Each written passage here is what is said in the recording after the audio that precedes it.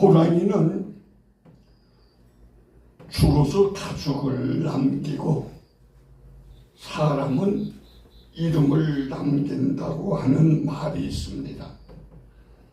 이 호랑이 가죽이 뭐가 좋은지는 난 아직 모르겠어요.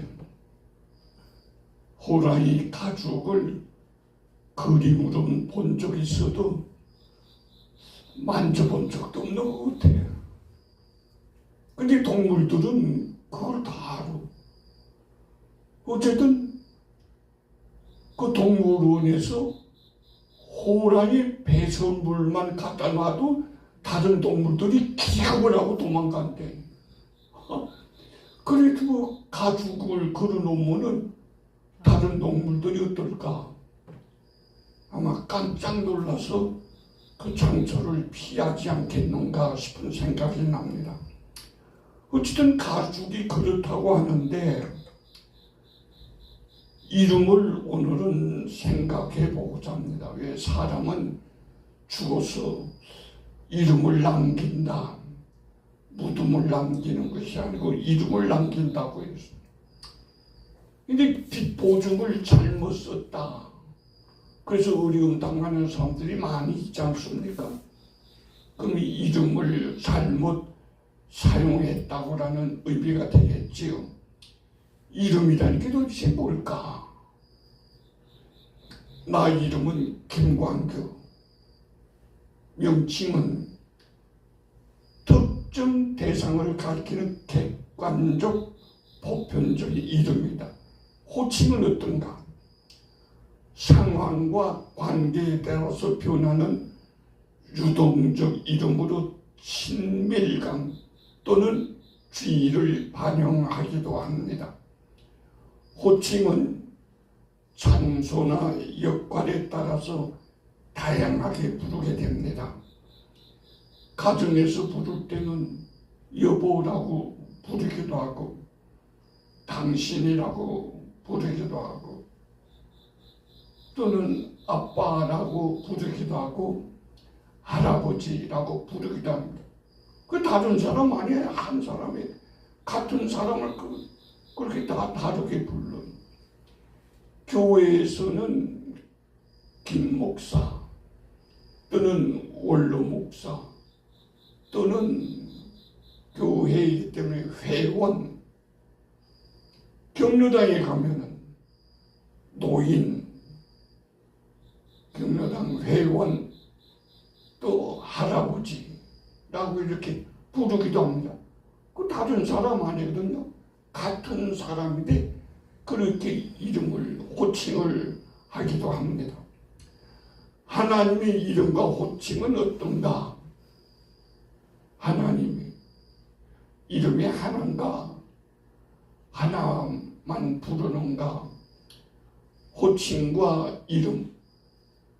어느 목사님이 연구해서 인터넷에 올린 것을 봤더니만 자꾸만 이름이 30가지 돼. 깜짝 놀라서 나도. 아니 하나님의 호칭이 30가지나 된다고? 하나님의 이름은 장소와 역할에 의한 것이 아니라 존재와 성품을 나타냅니다. 우리 이름은 장소에 따라서 뭐 아버지, 목사, 할아버지 그 장소에 따라 다르잖아요. 역할에 따라서도 다르잖아요. 여보, 아빠, 할아버지 역할에 따라 다르잖아요. 우리는 장소와 역할에 따라서 그 이름이 다른데 하나님의 이름은 어떤가? 하나님의 이름은 이건 존재와 성품을 나타내는 것입니다. 그렇기 때문에 하나님이 어떤 분인가, 하나님이 어떤 성품을 가지신 분인가, 그걸 나타내는 것이 하나님의 이름입니다. 대표적인 호칭을 생각해 본다고 뭐 30가지나 된다. 그거 다 생각해 보려고 그러면 시간이 많이 가니까 대표적인 것을 생각해 본다면 하나님, 영어로는 이렇게 씁니다. 지오디라고. 히브리어로는 엘로힘이라고 쓴 건데 이게 뭐 어쨌든 뭐 그거 몰라도 괜찮아요. 어쨌든 하나님이라고 하는데 신이라고 하는 일반적인 개념이고 우주를 창조하시고 다스리는 분, 신들 가운데 참되신 분이라는 의미가 있습니다. 하나님 할 때 이런 의미가 있습니다. 창세기 1장 1절에 보면 그런 말이 기록되어 있잖아요. 태초에 하나님이 천지를 창조하시니라. 하나님에 대한 설명도 없이 그냥 하나님의 천지를 창조하시니라 꼭 이렇게 시작하고 있습니다. 하나님은 이러한 의미가 있다. 신이라고 하는 의미, 창조주라는 의미, 그리고 다스린다는 그런 의미가 있다고 생각하면 좋을 줄 압니다. 여호와라고 하는 이름이 있습니다. 뜻은 스스로 존재하는 자라는 의미이고 언약의 하나님이라는 의미가 있습니다. 출애굽기 3장 14절에 보면은 나는 스스로 있는 자, 무슨 말인가? 여호와라는 말이죠. 내가 하나님께서 모세에게 그 하나님이 직접 이름을 가르쳐 주었습니다. 하나님은 그 일반적인 신이니까 백성들에게 뭐라고 말하지요? 제가 그러니까 하나님이 이렇게 말한 거예요. 나는 스스로 있는 자 아니다. 무슨 말이야? 나는 여호와다. 그래서 여호와라는 말이 이러한 것으로 나오게 되었습니다. 하나님이 친히 가르친 이름인데 언약이라고 하는 깊은 의미가 있는 것이지요. 또 하나님의 이름을 주라고 부르기도 합니다. 유대인들은 하나님이 가르쳐준 여호와 이름이 거룩한 이름이라 황송해하면서 발음하기를 피하고 대신 아도나이라고 발음을 했습니다. 여호와라고 써놓고 읽기를 아도나이라고 읽었어요. 뜻은 무슨 뜻인가? 주라고 하는 뜻인데 시편 18편 1절 보면 이런 말이 기록되어 있습니다. 나의 힘이 되신 여호와여, 내가 주를 사랑하나이다. 아니 여호와라고 하는 말과 주라고 하는 말 같은 의미가 있습니다.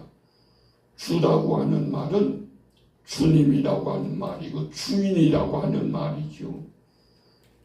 그래서 이 여호와라고 하는 말은 그 계약 관계가 중요한데 하나님은 주님, 우리는 종. 그래서 이스라엘 백성들은 종이고 하나님은 주인, 그 주인 마음이죠. 그런 관계가 바로 주라고 하는 말로 설명되어질 수가 있습니다. 신약 성경에 와서는 임마누엘이라는 말로 소개되어졌는데 뜻은 하나님이 우리와 함께 계시다 하는 의미입니다. 하나님 엘로힘 할 때는 창조주, 여호와 할 때는 계약 관계가 있고 임마누엘 할 때는 계약 관계에 맺어서 떨어져 있는 게 아니라 우리와 함께 계시다고 하는 것인데 마태복음 1장 23절에 이런 말이 기록되어 있습니다. 보라, 처녀가 잉태하여 아들을 낳을 것이요 그 이름은 임마누엘이 하리라 하였으니 이를 번역한즉 하나님이 우리와 함께 계시다 합니다. 하나님이 우리와 함께 계신다는 말이 임마누엘이라는 말입니다. 존재와 관계를 새롭게 가르쳐 주신 그런 이름입니다. 그런데 아버지라고, 이건 예수님께서 가르치신 이름입니다. 마태복음 6장 8절에 보면 그런 말이 기록되고 있습니다. 하나님 너희 아버지께서 아시느니라. 참 아버지라고 하는 것이 참 얼마나 가깝습니까? 가족이라고 하는 것이죠. 어떻게 아버지가 됐는가? 예수님을 통해서. 예수님이 소개한 이름이 바로 아버지. 마태복음 6장 9절에 보면 하늘에 계신 우리 아버지여. 주기도문에서 우리가 그렇게 시작하잖아요. 하늘에 계신 우리 아버지여. 이름이 그렇게 여김을 받으시오며. 아버지예요. 기도하는데 그 기도 누가 듣기를 원하는가? 아버지. 하나님과 어떤 관계냐? 아버지다. 얼마나 신이 납니까? 하나님과의 관계가 전능하시고 엘로힘, 그럴 때는 하나님 창조주다, 다스린다, 여호와 주인이다. 그런데 임마누엘, 우리와 함께 계신다. 거기서 더 나아가서 아버지다. 얼마나 가깝습니까? 우리는 믿음으로 형제 자매들이 된 것입니다. 왜? 아버지의 아들, 딸들이니까. 하나님과 우리와의 관계가 어떤 관계인가? 어떤 사람은 신으로, 어떤 사람은 계약적인 관계 때문에 여호와로, 어떤 사람은 주님으로, 이렇게 또 임마누엘로 관계를 맺고 있지만, 우리는 하나님과 우리와의 관계가 어떤 관계인가? 아버지와 자녀들. 그러니 하나님과 우리와의 관계만이 아니라 우리와의 관계가 믿음으로 형제 자매들이 된 것입니다. 참 놀라운 일 아닙니까? 성경은 하나님이 어떤 분이신지를 이름으로 드러내며 가르쳐주고 있어요. 성경이 가르쳐주고 있는 것입니다. 이름으로 하나님이 어떤 분인가를 보여주면서 우리에게 가르쳐주고 있는 것입니다. 그렇기 때문에 우리는 하나님의 이름을 바로 부르는 것이 필요합니다. 어쨌든 유대인들은 너무 황공해갖고 바르게 부르지 않아서 야훼라고 부르지 않고 아도나이라고 불렀어요. 글자는 똑같은데 모음을 그냥 바꾼 것뿐이에요. 글자는 똑같습니다. 히브리어로 보면 글자는 똑같아요. 근데 영어로는 다르게, 한국말로는 주로 이렇게 번역해 놓고 있습니다. 바르게 불러야 되는데 어떻게 불러야 되는가? 하나님을 높여야 됩니다. 하나님을 높이지 않고 나를 높이면 안 되는 것입니다. 잘못 부름을 망령되게 또는 망령되이 부른다고 기록해 놓고 있습니다. 형식적인 부름, 자기 이익을 위해서 하나님을 이용하는 것, 이걸 망령되기라고 말을 합니다. 모든 성도는 제사장입니다. 그래서 우리들이 기도를 할 수 있는 거예요. 제사장이 아니라고 하면 기도 못해요. 제사장만이 기도할 수가 있거든요. 구약성경에 보면. 근데 오늘 우리는 다 기도하잖아요. 우리는 제사장. 모든 성도는 다 제사장이고, 제사장이 해야 되는 중요한 일이 뭐니까? 축복하는 것입니다. 그래서 우리가 제사장이기 때문에 축복하는 말을 해야 됩니다. 그런 권리가 있습니다. 제사장이기 때문에.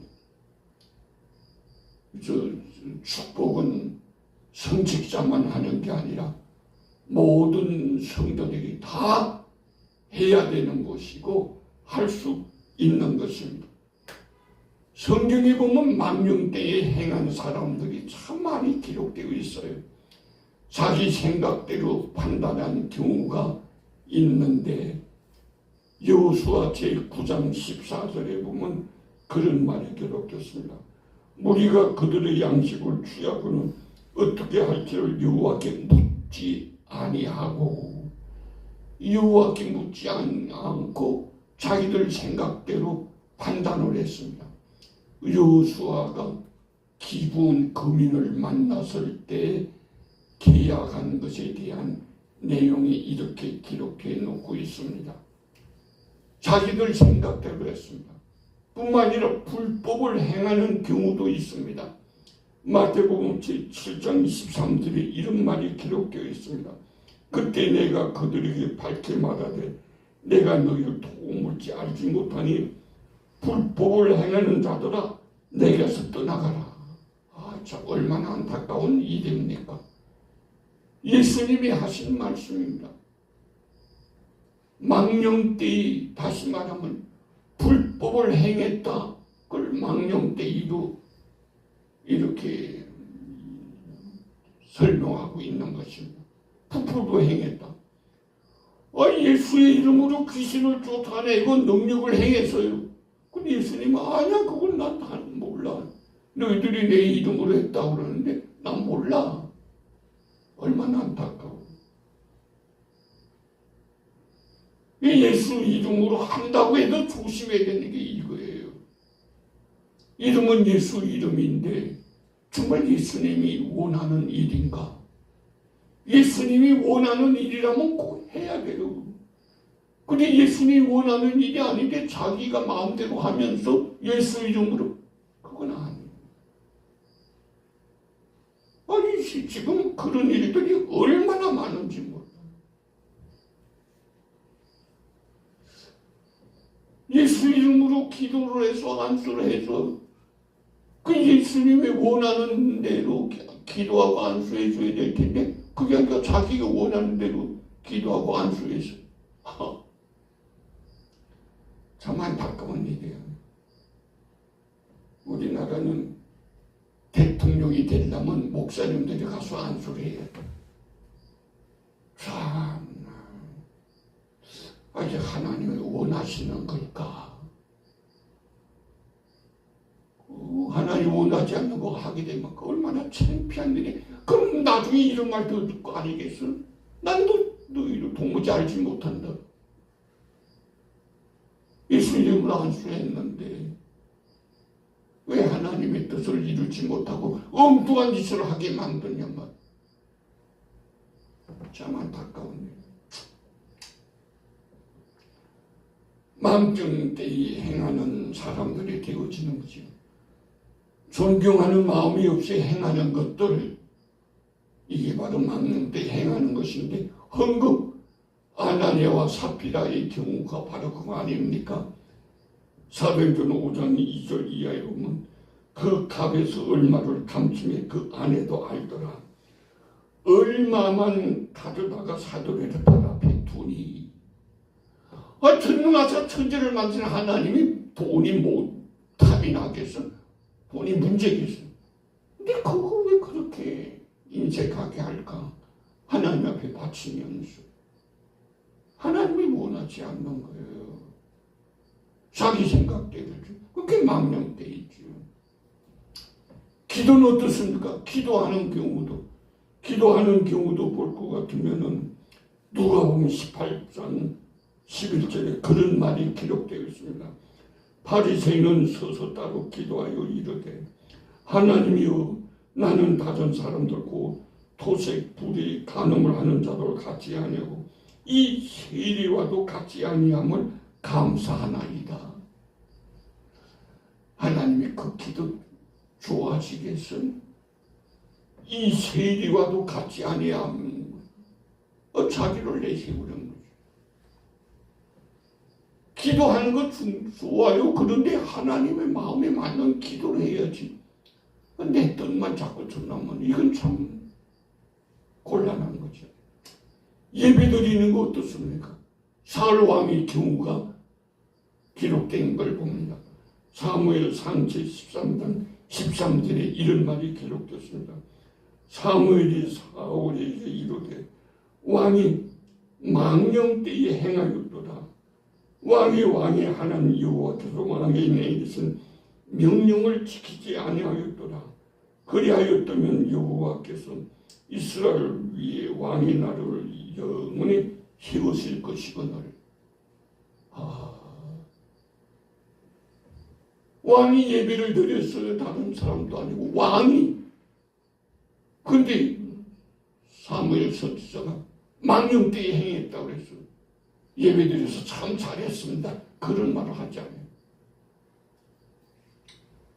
하나님을 높이지 않는 헌금, 기도, 예배, 축복이 아니라 심판의 대상이 되는 거예요. 죄 없다 하지 아니하리라. 무슨 말입니까? 반드시 심판하겠다는 얼마나 무서운 말입니까? 그러니까 하나님의 이름을 부를 때 마음이 가는 그런 것으로 부르어야 돼. 주여 그러면서 주인으로 섬기지 않고 내가 주인이고 하나님이 무슨 종인 것처럼 거기다 예수 이름으로 자기 뜻대로 하게 해달라고. 이 망령 때에 반드시 심판하겠다는 것이죠. 바르게 행한 사람들도 성경에 많이 있습니다. 하나님께 영광을 돌린 믿음의 사람들이지. 아브라함의 경우를 보면은 창세기 22장 14절 이하에 그런 말이 기록되었습니다. 아브라함이 그 땅 이름을 여호와 이레라 하였으므로 오늘날까지 사람들이 이름을 여호와의 전에서 예비되니라 하리라. 아브라함이 하나님의 이름을 바르게 사용한 것이죠. 모세의 경우는 어떻습니까? 출애굽기 15장 1절에 보면 그때 모세와 이스라엘 자손이 이 노래를 여호와께 노래하니 일렀으되 내가 여호와를 찬송하리니 그는 높고 영화로우시며 말과 그 탄자를 바다에 던지셨음이로다.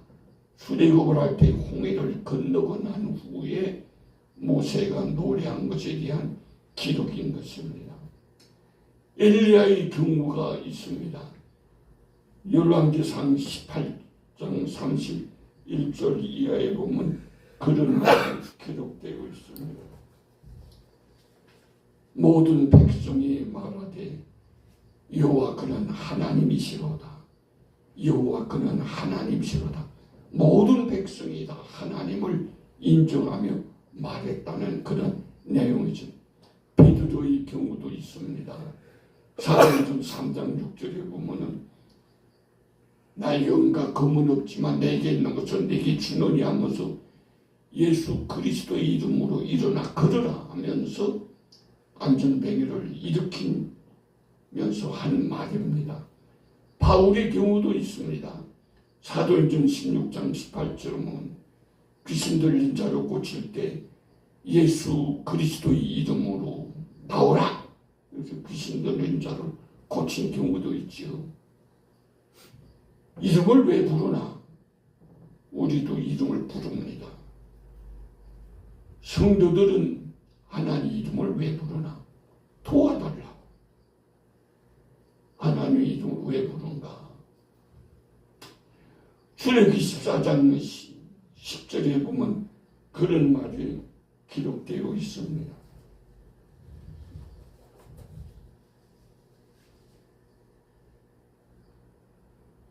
이스라엘 백성들이 출애굽하면서 홍해 앞에 와서 이스라엘 자손이 심히 두려워하여 여호와께 부르짖고 민족이 이제 출애굽이 아니라 홍해에 빠져 죽게 되었으니까 두려워서 도와달라고 백성들이 심히 두려워하여 여호와께 부르짖고 기도했다는 말이에요. 도와달라. 역대하 14장 11절에 보면 유대 아사 왕에 대한 이 얘기가 나오는데, 전쟁이 일어났을 때 아사 왕이 우리 하나님 여호와여 우리를 도우소서, 우리 이 전쟁에서 이기게 해달라는 것이, 우리 힘으로 못 이긴다 이것을 압니다. 그러니 하나님 도와주소, 이기게 해주세요, 우리 민족 구해주세요. 아사 왕이 기도한 것입니다. 우리를 도우소서. 마가복음 10장 47절 예금은 바디메오에 대한 얘기가 나오는데, 소경 바디메오가 예수님이 지나간다는 소식을 듣고, 예수님 소경이라 보지 못하지만 소리칩니다. 다윗의 자신 예수여 나를 불쌍히 여기소서. 보이지도 않는데, 듣는지 안 듣는지도 모르는데, 어디 있는지도 모르니까 그것은 나를 불쌍히 여기소서. 하나님은 이름을 왜 부르는가? 하나님은 도와주기 위해서 부르는, 우리가 하나님의 이름을 부를 때는 도와달라고 부르고, 하나님이 우리를 부를 때는 도와주기 위해서 부릅니다. 출애굽기 3장 4절 이하에 보면 하나님께서 모세를 부른 것에 대한 이 얘기가 나오는데, 하나님이 불꽃 가운데서 그를 불러 이르시되 모세야 모세야 하시매. 하나님이 모세를 왜 부르는가? 도와주기 위해서. 우리가 하나님을 부를 때는 도와달라고 부르는, 이게 다른 거예요. 사무엘상 제3장 4절 이하면 사무엘 부르시는 것에 대한 얘기입니다. 여호와께서 사무엘을 부르시는지라. 사무엘아 사무엘아. 그리고 우리는 사무엘이 엘리 제사장이 부른 줄 알고 엘리 제사장이 뛰어갔잖아요. 난 너 안 불러서, 불러서 왔는데 안 불러서, 한 번도 아니고 두 번도 아니고 세 번째 그러니까 주여 듣겠습니다 말씀하옵소서 그렇게 말했다고 기록했습니다. 사무엘을 하나님이 왜 부른가? 도와주기 위해서. 마태복음 4장 19절에 보면은 예수님께서 제자를 부른 것에 대한 얘기가 나오는데, 말씀하시되 나를 따라오라. 베드로와 안드레의 의부로 생활할 때 그를 부른 것에 대한 내용이 이렇게 기록되어 있습니다. 의부 베드로와 안드레를 제자로 부른 것입니다. 우리가 하나님을 부를 때와 하나님이 우리를 부를 때 이렇게 다름이 있습니다. 오늘날 우리들도 어렵고 힘들 때 도와달라고 하나님을 부릅니다. 하나님의 이름을 바르게 부르어야 됩니다. 도와달라고 하자. 하나님 힘 있는 분 아니까, 창조주 아닙니까? 다 할 수 있지 않습니까? 맞는 말이에요. 주여, 우리와 계약 관계가 아닙니까? 우리는 하나님은 주인이고 우리는 좀 계약 관계가 아닙니까? 그런데 아버지요, 다르지 않습니까? 아버지, 나와 우리와 하나님과의 관계가 뭡니까? 아버지요, 우리는 자녀들 아닙니까? 도와주세요. 아버지, 우리를 불쌍히 여겨주세요. 얼마나 좋습니까? 하나님 우리를 불쌍히 여겨주세요. 주여 우리를 불쌍히 여겨주세요. 그것도 다 좋아요. 그러나 사실은 제가 생각할 때 아버지, 아버지 나를 불쌍히 여겨주세요. 아버지 우리를 불쌍히 여겨주세요. 얼마나 가슴을 뜨겁게 하는 그런 부름입니까? 우리 가슴만 뜨거운 것이 아니라 하나님도 그렇게 마음 같지 않겠습니까? 그래, 너희들이 내 자녀지. 예수님이 너희들 위해 십자가에서 죽었지. 그 힘으로, 그 공로로 너희들이 내 자녀가 된 것이지. 얼마나 좋습니까? 오늘날도 하나님 우리를 도와주기 위해서 우리를 부르는, 하나님이 우리를 부른다. 예수가 우리를 부른다. 왜 부르는가? 도와주기 위해서. 부족한 게 있어 네가 날 좀 도와줘 있어. 그게 아니에요. 우리가 안 도와줘도 하나님 다 아셔요. 근데 우리를 부르시는 거죠. 우리를 도와주기 위해서, 우리를 사용하기 위해서, 우리를 쓰기 위해서. 얼마나 좋은가. 기쁘고 즐거운 마음으로 순종하는 것이 필요한 것입니다. 하나님 이름을 망령되이 부른 자들, 자기 욕심, 그것만으로 인해서인데 오늘날도 똑같아요. 오늘날도 하나님의 이름을 망령되이 부르는 자들, 참 안타까운 사람들입니다. 하나님의 이름을 드러낸 자들, 믿음과 순종으로 행함이 있었습니다. 하나님의 은혜, 도움으로 하나님의 자녀, 성도가 되는 우리들, 하나님의 이름을 바르게 부르며 하나님의 영광을 드러내며 삽시다. 아멘. 결심하는 마음으로 찬송가 375장 영광을 받으신 만유의 주여를 함께 불러보도록 하겠습니다.